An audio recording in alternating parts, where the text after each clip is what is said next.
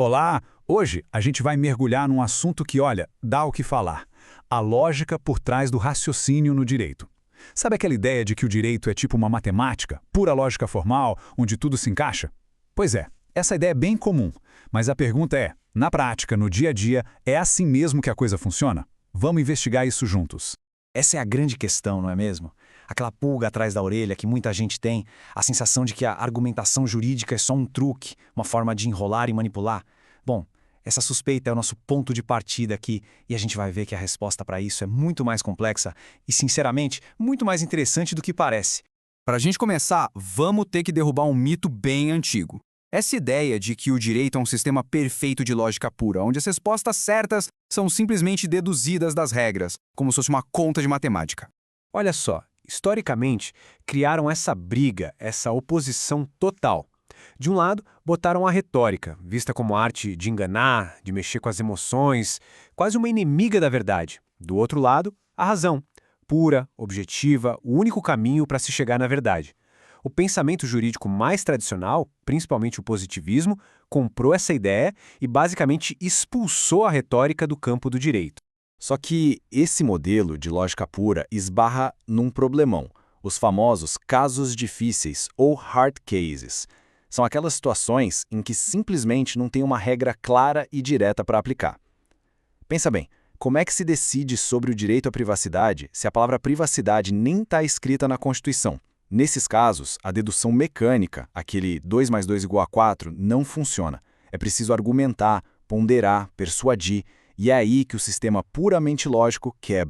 E aí, se a lógica pura não dá conta do recado, o que a gente faz? A resposta, por incrível que pareça, está em resgatar e repensar a retórica, mas não como uma vilã, e sim como uma ferramenta fundamental para o próprio exercício da razão. Essa nova retórica, a retórica reabilitada, é a arte de convencer usando bons argumentos. Ela parte do princípio de que apresentar uma ideia de um jeito claro, organizado e convincente não é manipulação. Pelo contrário, é uma parte essencial de qualquer comunicação racional. A retórica, nesse sentido, dá forma e força para a própria razão. A retórica clássica nos ensinou que existem 3 jeitos de persuadir. O pathos, que apela para a emoção. O ethos, que se baseia na credibilidade de quem fala, e o mais importante de todos no direito, o logos, que é o apelo à razão, à lógica. Claro que um bom argumento jurídico pode ter uma pitada de pathos e ethos, mas o coração dele, a base de tudo, tem que ser o logos. A persuasão tem que ser, acima de tudo, racional. E é aí que a gente entende para que serve a retórica de verdade no direito. Não é para enganar. É para estruturar as razões de um jeito que faça sentido, para organizar os pontos de uma forma que o argumento ganhe força e, principalmente, para convencer pela força das próprias ideias. É uma ferramenta que traz clareza e não confusão. Beleza, então a retórica nos dá a forma, a estrutura. Mas e o conteúdo? De onde vêm os argumentos em si? Isso nos leva para o segundo pilar da nossa análise, a tópica, que é o estudo dos lugares comuns. Agora, essa analogia aqui é fantástica. Pensa comigo. Construir um argumento é que nem levantar uma casa. Ninguém inventa o tijolo do zero, certo? A gente usa tijolos que já existem, que todo mundo conhece e aceita. A tópica jurídica é exatamente isso.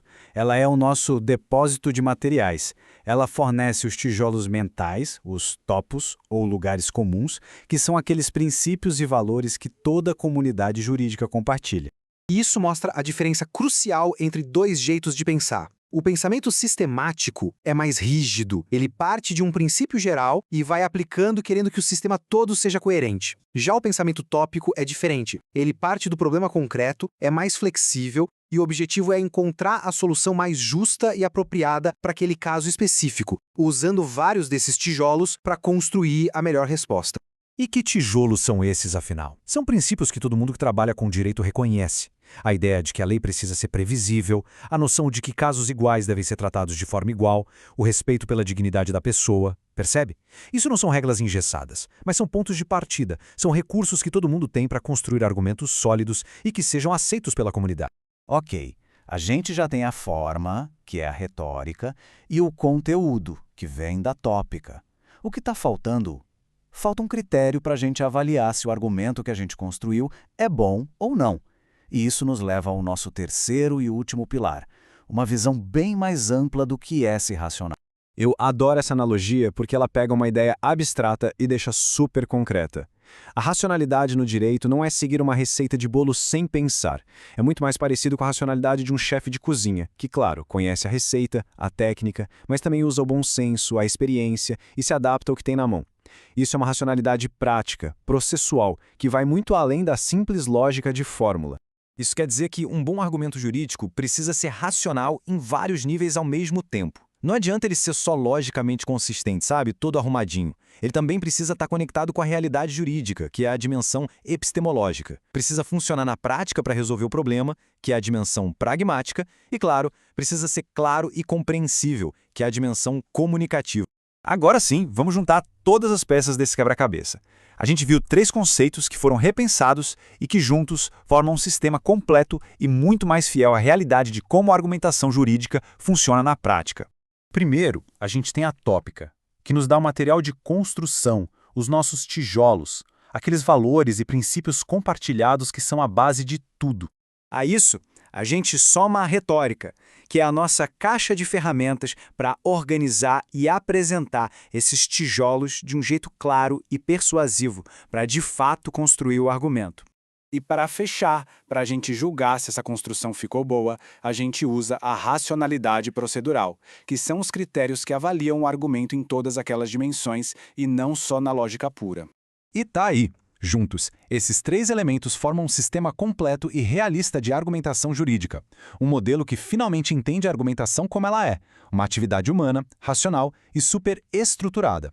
Então, no fim das contas, o ponto crucial é este. O direito não é uma máquina que cospe respostas prontas. É um campo de argumentação, uma prática onde se constroem as melhores respostas possíveis para problemas que são complexos, usando ferramentas de persuasão racional e partindo de um conjunto de valores e princípios que a gente compartilha como comunidade.